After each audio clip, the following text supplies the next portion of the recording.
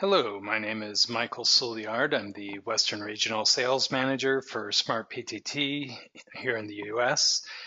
Today I'm going to be taking you on a tour of SmartPTT PLUS, its features, benefits, and then I'll take you on an actual demonstration of the product after a short PowerPoint presentation.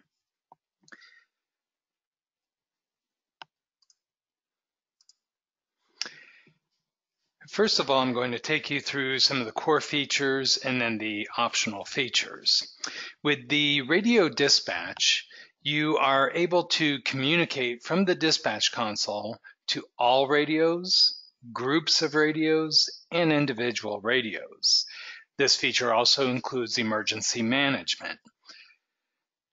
Now, all of this could be done on a custom console that you can create based upon your needs. There are many different widgets that you can place on the screen to accomplish the tasks in a very quick and efficient manner. We also have custom rules and alerts so that if an action occurs, SmartPTT can actually automate a response to that event. We also support text messaging in our core product, which enables dispatchers and field radios or between dispatchers to exchange text messages. Everything that occurs in the system, whether a registration, an emergency, job ticketing, and so forth, is recorded in the event log. Job ticketing helps ensure work orders don't fall through the cracks. And then finally, telemetry is the last of the core features, and that lets you monitor actions within the system. So if you want to know, did a school bus door open, or the stop arm go out, or did an ambulance turn on its sirens, that can all be reported from telemetry. Now, along the lines of telemetry, but a lot more advanced, is our first optional feature, and that is SCADA. So SCADA is going to enable you to remotely monitor and remotely control equipment in the field. So if you want to know if a tower light went out, or if you want to turn on a generator, or if you want to know what is the pressure going through a pipeline, what's the level in a water tank, our SCADA can tell you that. With GPS tracking, as well as indoor tracking, a few icons down, you'll be able to know the position of your field radios. So if an emergency happens, you know where they're located. Or if you just want to check on their efficiency, you can run a track animation later. Voice recording enables you to do instant recall of a previous transmission, but it also offers voice logging so that you can go back a month later, 6 months later, and play back those voice recordings. Telephone interconnect enables radios to make and receive telephone calls. Radio network bridging is to connect maybe different systems. So if you had two IP Site Connect systems and you wanted to make one larger IP Site Connect system, you could do that with radio network bridging. Or if you want to migrate from LTR to LCP, this feature would also help you with that. We have the web client, which is going to give you like GPS location and text messaging abilities from a PC's web browser. System monitoring provides you information about the health of your radio system. And finally, we do offer a direct IP connection to any MOTOTRBO topology, whether it's conventional, IP Site Connect, Capacity Plus, Linked Capacity Plus, Connect Plus, and Capacity Max. Now, how do you benefit from using SmartPTT? Primarily, you're going to be looking at worker safety, work efficiencies, and cost savings. Worker safety is usually first and foremost among people's minds. So you can use things like the location to let a radio user know that they've entered a hazardous work area, that they should either use a particular safety protocol or they should leave immediately. If a radio user ever has an emergency, the dispatcher will be notified that that user is in distress. Additionally, we will let the dispatcher know automatically where that user is. This is going to help reduce response times. Now, with work efficiencies, you can assign a task to the closest available unit. You can monitor the progress of a task through to completion. And using the event logs and reports, you can also create employee accountability. So if you want to know, hey, why had you stopped for an hour there? You would know using some of the reports that, hey, they were hanging out at that location for an hour. Additionally, cost savings. So by assigning the closest available unit to a task, rather than assigning somebody 30 minutes away, you can assign somebody 5 minutes away.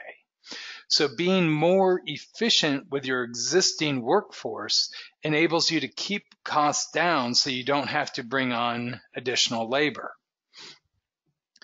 You can reduce fuel costs also by reducing the closest or assigning the closest available unit. So now, instead of having somebody drive 10 miles, they're just driving 2 miles, which is going to reduce fuel costs, but that will also reduce maintenance costs on your vehicles. Just one more slide about some of the features and benefits before I move into a demonstration of the product. Again, just to talk about the voice dispatch. This is going to give you seamless communications with individual radios, groups of radios, or all radios at once. The emergency management will quickly identify who's in trouble and enable you to immediately respond during that emergency. The location will also tell you where that person is located for their worker safety or just for efficient work. During an emergency, you might need to connect different talk groups together or different radio systems together. You might need to interoperate a P25 police radio to your MOTOTRBO IP Site Connect system. SmartPTT can make that happen. The telephone interconnect, again, enabling users to make and receive those telephone calls. The system monitoring will help you avoid downtime in your radio system. It will notify you in advance of any failures of a repeater, for example. So if the repeater's fan starts to fail, it's going to throw an error code. So now, rather than waiting for it just to, eventually fail, you're now able to schedule maintenance rather than having an unexpected reduction in capacity or outage of your radio system. Job ticketing, again, ensures work orders are efficiently handled in a timely manner. And finally, SmartPTT is an all-in-one solution. There's companies you could go to for just voice dispatching. There's companies that will just offer you GPS and some that will offer only telephone interconnect. But now you're having to purchase and pay for multiple applications. You're having to install multiple applications, and you're having to maintain multiple applications. By buying from SmartPTT, it's going to be less expensive, and you're going to be more efficient with your installation and maintenance of the software. Now, I'm now going to move into a demonstration of SmartPTT, but before I did that, I just wanted to give you some of the contact information, and I'll put this up again at the very end. So for the blue areas, you would reach out to me, Michael Souliard, for Western U.S. sales. Phone number 786-923-1401. And my email is michael@smartptt.com. For the green areas, you would reach out to John Crossley, and John can be reached at 786-923-1404 or john@smartptt.com.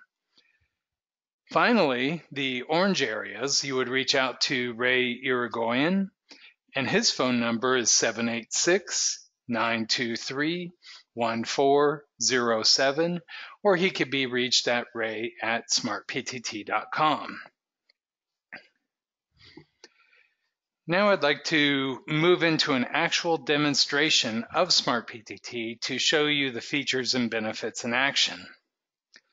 Now, as you see on the right 2/3 of my screen, we have what is called the custom console.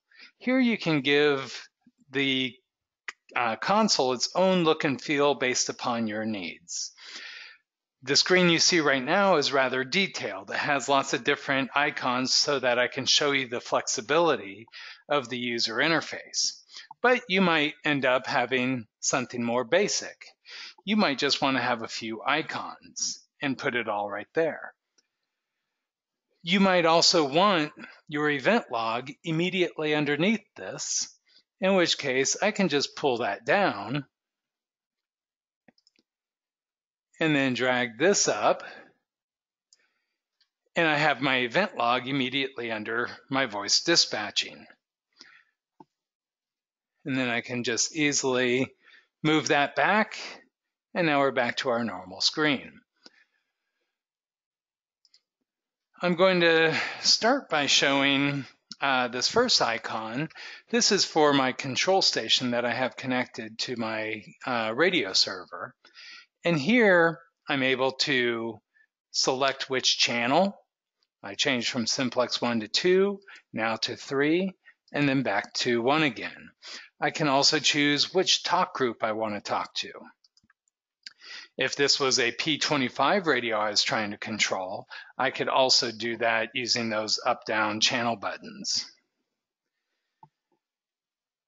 Now, on this blue panel, we have All Call, which will get, with a single press of a button, you can talk to everybody on your radio system.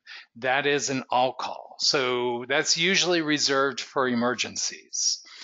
Generally, before you do an all call, you want to get people's attention first.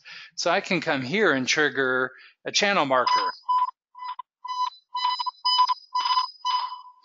And then after that goes, I can do my important message.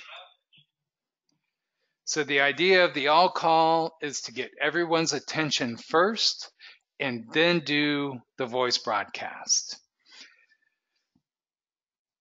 Now, after an all call, the next level of communications is to a talk group. Generally, a talk group is going to be a group of radios with a common job function, whether that's security, transportation, maintenance and operations.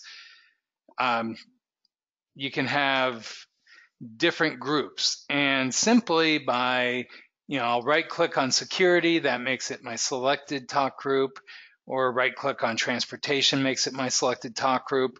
But I can then key up and talk to that individual group.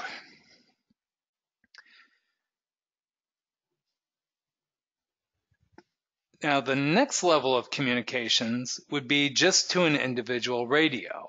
I can have an icon specific for that radio, but generally you wouldn't want to clutter up the screen with a lot of individual radios.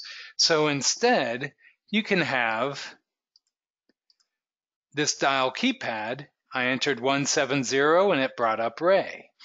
Or I can click on this icon at the bottom right, switches it from a dial keypad to an alphanumeric list. Here I could choose Michael, and I can just key up and talk to Michael. Now, before I get into more of the private or individual radio functions, I want to talk about the two more icons on this custom console. One is this yellow button, which is my that is my cross patch. That is more for interoperability. So I can have pre-created cross patches here. In this case, I have like security to police. I have cross patch 1. I can just choose a cross patch and there it goes. Or I can clear that and create an all new cross patch, in which case I may want security. And if I had another control station or repeater connected, I would be able to add another one into that patch. You can think of a cross patch as a conference call. So if I create a cross patch between security and transportation, if someone on security keys up their radio, everyone on security will hear it. The dispatcher will hear it, but everyone on transportation will also hear it. Likewise, somebody on transportation can respond to that transmission from security. So it's kind of creating a conference call, but we call it a cross patch. Now, if you wanted to do a broadcast call from dispatch out to a couple of groups, rather than doing individual transmissions to each of those groups, or doing an all call, which should only really be used for emergency purposes, you can create a multi-select. And that's this blue icon. So I could choose individual radios, or I can say, okay, I want to do security. And then I can also add Michael into that. And I can even give that multi-select a name. But when I were to click on this, it would transmit to those groups simultaneously. So if I did a multi-select to security and transportation, both of those would be transmitted to with the single press of the button. But if somebody on security responds, only security and dispatch will hear, transportation will not. So unlike the cross patch, it's not creating a conference call. It's just from dispatch out. It's not meant to be like a conference call at all. One last thing to point out, you'll notice Michael's radio is green, and Sam, Anna, and Ray, their radios are gray. That's because their radios are turned off. My radio is turned on, therefore mine is green. If Ray were to turn on his radio, after about 20 seconds, his icon would turn green, because that's when the radio sends a registration data packet to the radio system, which is delivered to SmartPTT. And now we know, oh, Ray's online now. You'll also notice these double arrows throughout the theme of the user interface. On a talk group, it's rather limited. I could do a text message, I could do audio controls. But on an individual radio, you can see there's a lot more functionality.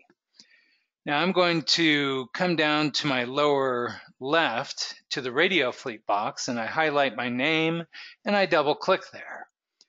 And it brings up this call window. In the call window, it gives me my name, it gives my picture. It says I'm online because I'm registered. My radio is on. And it's telling me where in the radio system I'm online. If I had multiple control stations, like control station 1, control station 2, and so forth, it would tell me which one of those I'm currently registered to. Below that, it says free in the color green. Well, I can press another button on my radio, and you see that just changed to the words on site, and the color is now purple. Those colors can be reflected in the map icon, which I'll show you here shortly. Underneath that, it's giving me my GPS location. Underneath that is my indoor location, P200-7. Under that's a brief history of what's been going on with that unit. Now I can just key up and talk to that radio. But generally, with a private call, you first want to get that person's attention so that they know that that call is specifically for them. So in that case, I can do a call alert with this icon. I click on that, it starts ringing the radio as if it was a telephone. And then I can key up, talk back to dispatch, and we can carry on our conversation. If for some reason Michael doesn't respond to my calls, I can do a radio check to see, is Michael available in the radio system? I press that and it comes back almost immediately in this box saying radio is available, control station 1. So I know Michael's available. Maybe he left his radio on his desk and went into another room. Maybe he's just ignoring you. Now, before I move on to this next function, I wanted to talk a little bit about emergency. Most people are very familiar with the orange button on top of the radio. With that orange button, you can trigger an emergency. But less commonly known is man down. So Motorola's E-series radios, like the 7500E, for example, that supports man down. So if the radio tilts too far for too long, or is completely motionless for too long, the radio, after a programmed amount of time, could start beeping at the user, letting them know, hey, if you don't write the radio or start moving, I'm sending my emergency.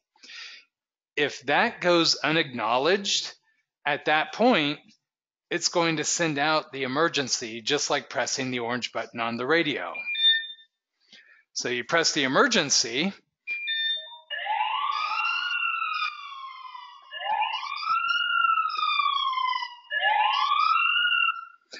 I'm muting that for the time being, but you can see multiple things happened instantaneously when I pressed my emergency.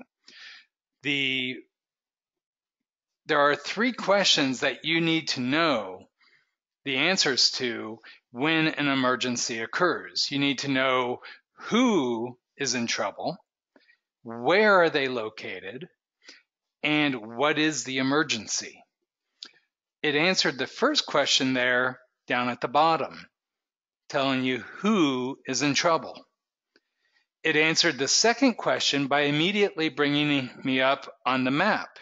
And you can see my icon is highlighted in red, showing where I'm located. Well, now you need to know, what is the emergency? Well, the radio can be programmed when that emergency is activated to immediately open up the microphone of that radio. Now, and the users could be trained to know that when my emergency goes, start talking. Let them know what the situation is. Well, SmartPTT can also manually, from dispatch, activate that hot mic situation using this monitoring icon. So when I press that icon, you're going to see my PTT button there go green, because my microphone on my radio is now hot and my radio is transmitting. So I'm going to press that, and now you can see my icon is green, showing that the radio is transmitting. So I can say, help, I've fallen and I can't get up, whatever the case may be. So now with that, you've answered all 3 questions. Now you can respond more quickly and more efficiently based upon this. You need to know, do I need to call the police? Do I need to call an ambulance? Or do I just need to get somebody some assistance? It's going to help you more appropriately respond to workers in distress.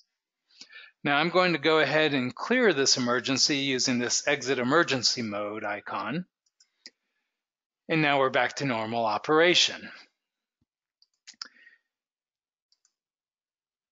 One other thing we could do is we can kill a radio or block a radio. You press on that, it says radio will be blocked. Are you sure? If I hit OK, that radio would go dead. Now, when it's dead, I can still remotely monitor it and I can still track its location. When I want to re-enable it, I could just click on Unblock Radio. Now, let's say you have you're running multiple shifts and you have a user who doesn't come on shift for another 2 or 3 hours, but you want to get them a message when they come on shift. So I can click on this Create Deferred Action icon, and I can do it as a voice message and or a text message. In this case, I'll do both. Report to Ray's office when you get on shift. And I'm going to put here too, report to Ray's office. Now, my radio is already registered. So as soon as I hit save, the voice message will go out, followed by the text message.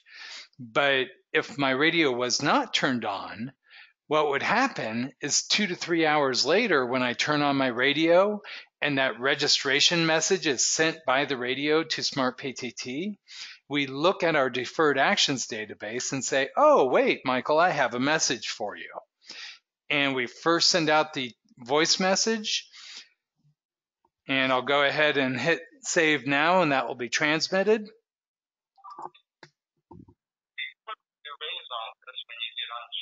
So there's your voice message, and when the blue goes away from the icon there, the text message will be sent. And there it is ringing my radio. I can hit OK to read the entire message. I can then press OK again to get more options, and I can reply. And I'm just going to come back with a hi. And you can see that I sent back a hi text message down here at the bottom. Now I can also initiate a text message from this text box at the bottom. I'm just going to shoot over a test message. And there it is there. Now, you can also program buttons on the side of the radio, as I did with the on-site and the free. I can do other things. For example, for transit, like municipal transit, school buses, you may have a dispatcher that's occupied on the phone. They're not available to talk to a radio. Well, you might want to create an orderly method of calls so that when the dispatcher is available, they know who's been waiting to talk. So I've programmed a button on my radio. So when I press that, it sends a request to talk, letting the dispatcher know that Michael wants to talk to the dispatcher. So I'm going to go ahead and press that button. And you can see in this incoming events at the top, it says Michael Souliard requests to talk. Well, you can see this one at the top is kind of like a pinkish reddish color, and the one at the bottom is white.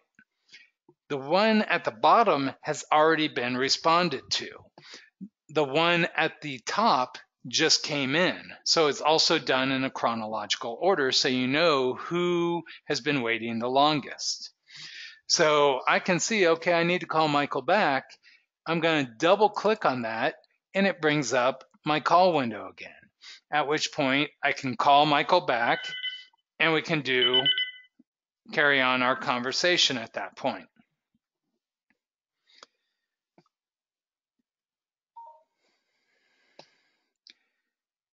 Now, I can also do location-based functions here. So I could tell it to find this unit on a map, and it brings up that unit with the last known coordinates, and then it sends out a command to that radio saying, tell me where you are right now.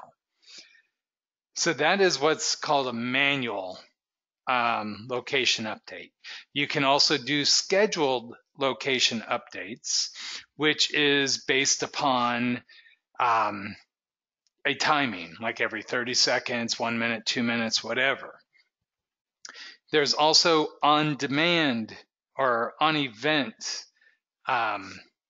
location updates, such as an emergency. That would be on an event.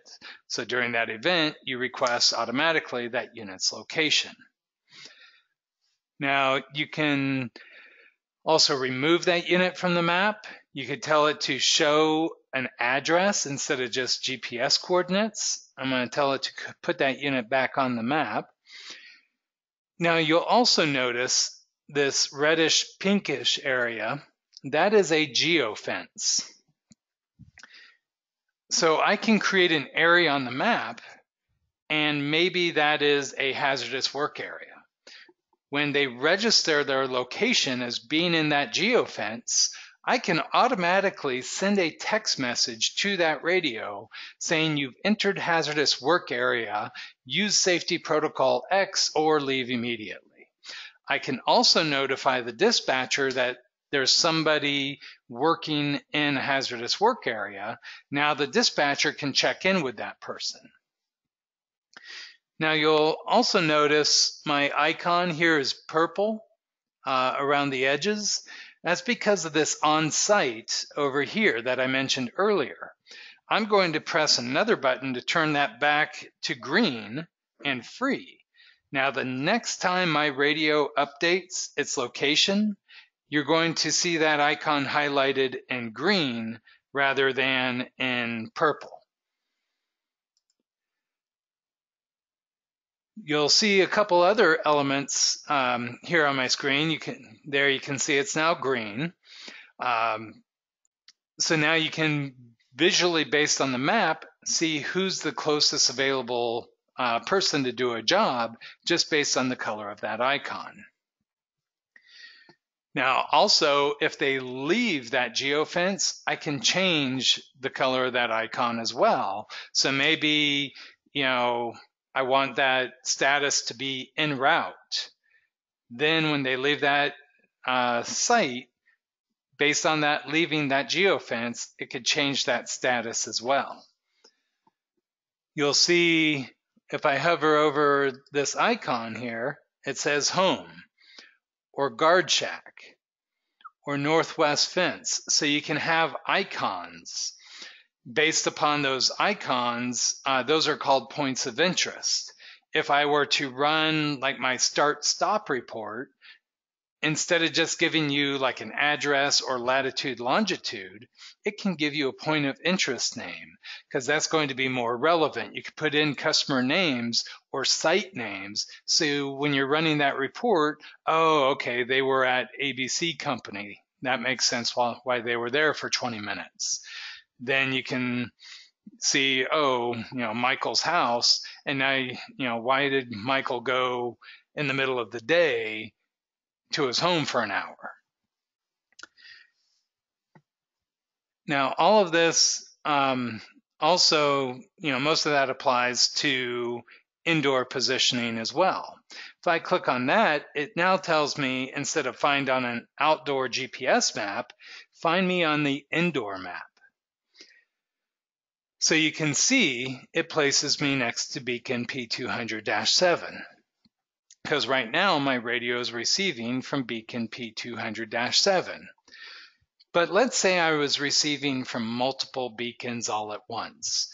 So let's say I was receiving from P200-3, P200-4, and P200-5.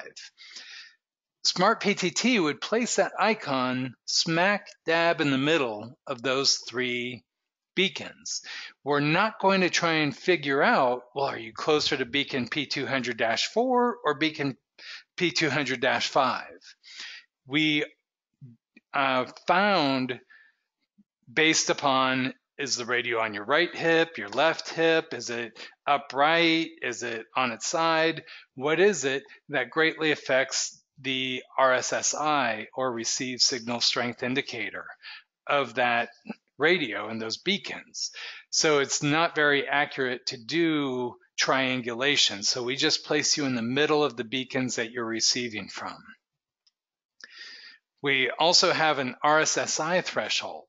So if you're receiving from P200-4 and 5 with a signal strength stronger than, say, negative 100 dB, and then P200-3s may be receiving a weaker signal than negative 100, we would only plot you on the map between 200-4 and 200-5.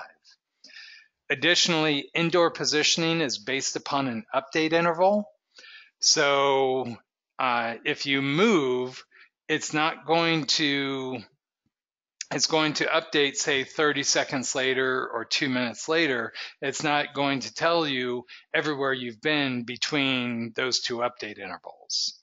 It's just going to show you where you're at that moment. You can also see P200-4 has a red outline to it. That's because that one is a geofence. And if you report it as being in that geofence, you could do rules and alerts based upon that. Job ticketing or work order management. Here I could create a job ticket, and I'm going to assume this is a hotel or resort, and we can say hand towels, take 2 hand towels to room 123. And I'm going to assign that to Michael, and I'm going to hit OK. Now it comes into my radio as a notification, and I can hit OK, and I can read take 2 towels to room 123. If I hit OK again, I get pre-canned responses. At that point, I can accept it, I can reject it, but in this case, I'm going to go ahead and accept it. So I press that, and you can see it now updates to accepted. Now maybe I finish what it is I'm working on, and now I'm going to tell dispatch that I'm starting that task. I press that, it comes in, and now you can see it's been started. Maybe I get to the linen closet, find, oh, there's no clean towels, and I have to go to laundry. I could tell them it's delayed. Finally, I get my additional towels, I can resume the task, or just go ahead and tell them it's now completed. And now you can see it's completed, and you can see even a history down here at the bottom in the status change log. But everything we've done up to this point has been recorded in SmartPTT. Whether it was a job ticket, you see all these job tickets we just did. When I changed my status, when I did a voice call, when I did my request to talk, I did my deferred action, the emergency, radio check, registration, deregistration, everything is being recorded. So if you ever need to go back and see, well, what happened leading up to an incident, all that information is in SmartPTT. Additionally, we have the voice recording feature, which is an instant recall recorder. So I could just be, oh, what was it I missed? I double click on that. Report to Ray's office when you get on shift. There's my instant recall. But the radio server is also logging everything. So you can go back 6 months later to retrieve a voice recording. I can also right-click on this and tell it to download that audio file or open that file in File Explorer so I can attach it to an email and send it off to a supervisor, for example. Now, there's a lot of information here, and you might want to streamline that information. So I might want to say, only show me things that happened on the security talk group. And now it's filtered down to just security. And only show me things that happened with Michael. So now you can see the information is greatly streamlined. But you can see here in this notes, it says incident 1, 2, 3, 4, because I have this notes field down at the bottom that tells me, oh, incident 1, 2, 3, 4. You could put in custom notes there, and then that becomes a searchable field later. I'm going to go ahead and set this back to just normal. And that is everything that I wanted to show you today relative to SmartPTT Plus. Now I'm going to go ahead and bring back up this slide again, which has our contact information on it. So again, if you're in the blue states, and Hawaii is so good it had to be put on there twice, we for the blue states, you'll reach out to me, Michael Souliard, 786-923-1401, or Michael at smartptt.com. For the eastern green states, you'll reach out to John Crossley at 786-923-1404, or John at smartptt.com. And finally, Ray Irigoyen covers the orange states, and he can be reached at 786-923-1407, or he could be reached at ray@smartptt.com. So please feel free to reach out to us, and we would be happy to schedule a one-on-one webinar with you and the rest of your team so we could talk about how SmartPTT can help benefit your organization. Please also reach out to your local Motorola two-way radio dealer, and they will also be able to help you, and we can get you a quote through them as well. Again, thank you for taking the time to watch this video. Have a great day.